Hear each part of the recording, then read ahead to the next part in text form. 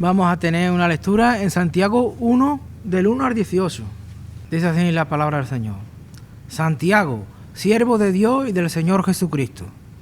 A las 12 tribus que están en la dispersión, saludos. Tened por sumo gozo, hermanos míos, el que os halléis en diversas pruebas, sabiendo que la prueba de vuestra fe produce paciencia, y que la paciencia tenga su perfecto resultado, para que seáis perfectos y completos, sin que os falte nada. Pero si alguno de vosotros se ve falto de sabiduría, que la pida a Dios, el cual da todo abundantemente y sin reproche, y le será dada. Pero que pida con fe, sin dudar, porque el que duda es semejante a la ola del mar, impulsada por el viento y echada de una parte a otra. No piense pues ese hombre que recibirá cosa alguna del Señor, siendo hombre de doble ánimo, inestable en todos sus caminos. Pero que el hermano de condición humilde se gloríe en su alta posición, y el rico en su humillación, pues él pasará como la flor de la hierba, porque el sol sale con calor abrasador y seca la hierba, y su flor se cae, y la hermosura de su apariencia perece. Así también se marchitará el rico en medio de sus empresas. Bienaventurado el hombre que persevera bajo la prueba, porque una vez que ha sido aprobado, recibirá la corona de la vida que el Señor ha prometido a los que le aman. Que nadie diga cuando es tentado, soy tentado por Dios, porque Dios no puede ser tentado por el mal, y Él mismo no tienta a nadie, sino que cada uno es tentado cuando es llevado y seducido por su propia pasión.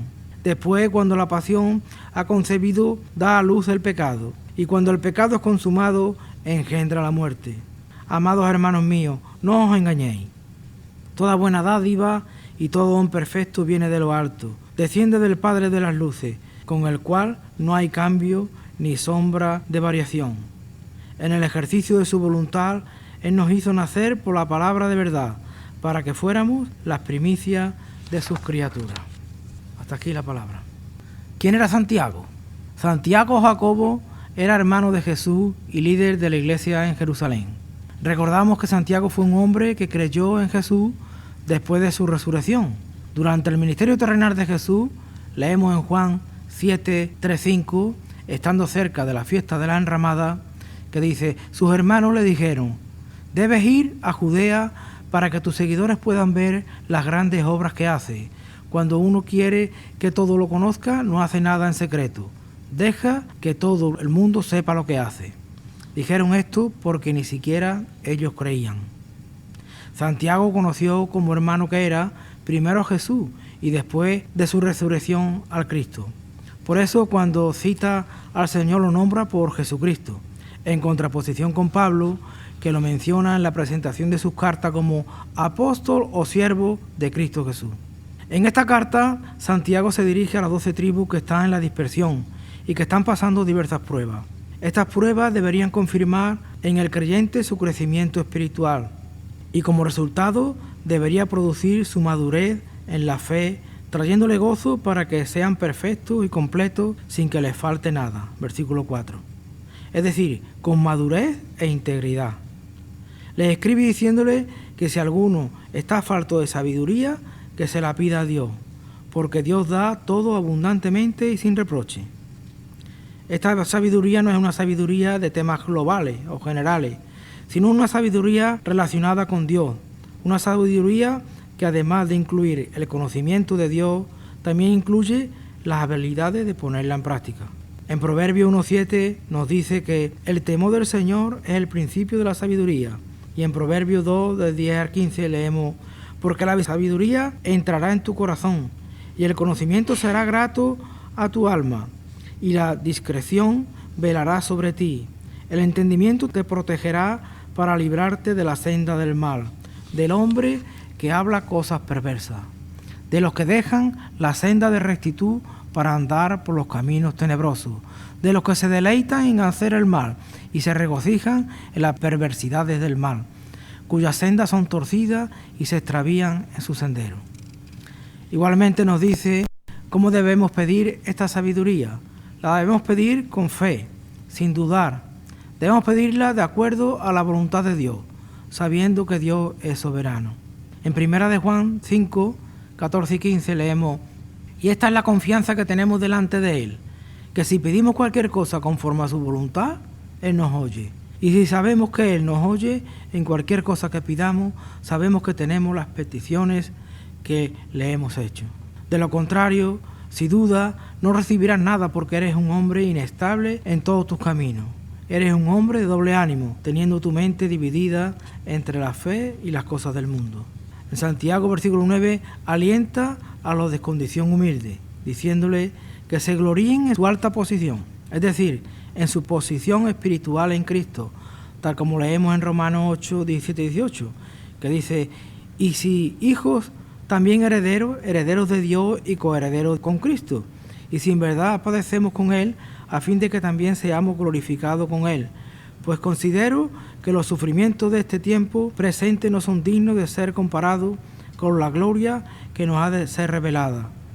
Y en Efesios 1, 3, 4, bendito sea el Dios y Padre de nuestro Señor Jesucristo, que nos ha bendecido con toda bendición espiritual en los lugares celestiales, en Cristo, según nos escogió en Él antes de la fundación del mundo, para que fuéramos santos y sin mancha delante de Él en amor. Todo esto en contraposición con las riquezas del mundo, que son pasajeras como la flor del campo. Y a los que perseveran en las pruebas le dice que son bienaventurados y que recibirán la corona de la vida que el Señor ha prometido a los que le aman. Versículo 12. Este es un galardón exclusivamente para los que permanecen fieles. Y a los que son tentados, que no digan que son tentados por Dios, porque Dios no es tentado por el mal y Él no tienta a nadie, sino que cada uno es tentado por su propia pasión. Esto lo leemos también en Romanos 7, 14, 25, que dice: porque sabemos que la ley es espiritual, pero yo soy carnal, vendido a la esclavitud del pecado, porque lo que hago no lo entiendo, porque no practico lo que quiero hacer, sino lo que aborrezco, eso hago.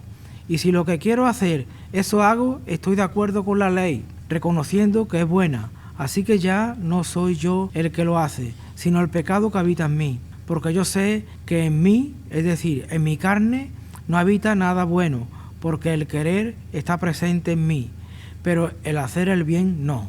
Pues no hago el bien que deseo, sino el mal que no quiero, eso practico.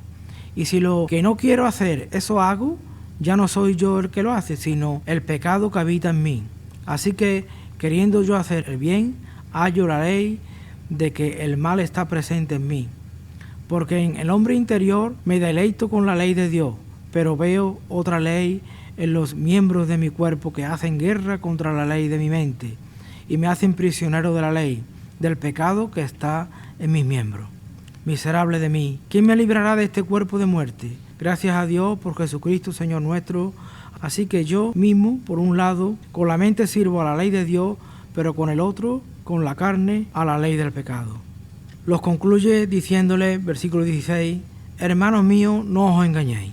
Tal como leemos en 1 de Juan 1:8, si decimos que no tenemos pecado, nos engañamos a nosotros mismos, y en verdad, y la verdad no está con nosotros. Que todo lo bueno, que todo lo perfecto viene del Padre de las luces. En Él no hay tiniebla alguna, como vemos en 1 de Juan 1:5. Y este es el mensaje que hemos oído de Él y que os anunciamos. Dios es la luz y en Él no hay tiniebla alguna. Para concluir, nos dice Santiago que en el ejercicio de su voluntad, refiriéndose al Padre, Él nos hizo nacer de nuevo por medio de la palabra de verdad, para que fuésemos las primicias de su criatura. Así también lo leemos en Efesios 1, 13, 14. En Él también vosotros, después de escuchar el mensaje de la verdad, el evangelio de vuestra salvación, y habiendo creído, fuiste sellado en Él con el Espíritu Santo de la promesa, que nos es dado, como garantía de nuestra herencia, con miras a la redención de la posesión adquirida de Dios para alabanza de su gloria.